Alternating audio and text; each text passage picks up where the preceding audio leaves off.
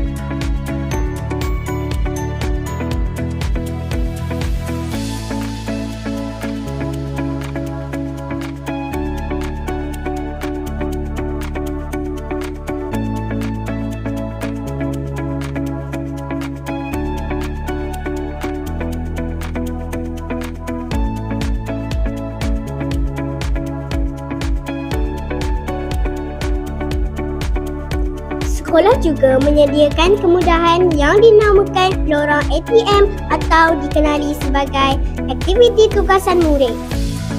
Lorong ini membolehkan murid mengambil tugasan yang ditinggalkan oleh guru sekiranya guru bertugas di luar sekolah atau bercuti.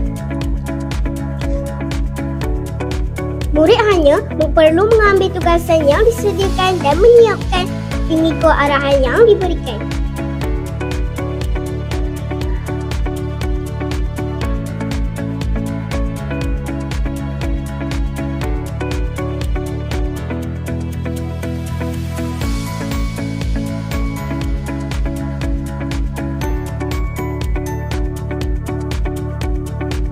Diharapkan maklumat ini dapat membantu murid memahami pengurusan sekolah dengan lebih jelas. Terima kasih kerana menonton. Jumpa lagi bersama TV PSS Insight Production pada episod akan datang. Bye!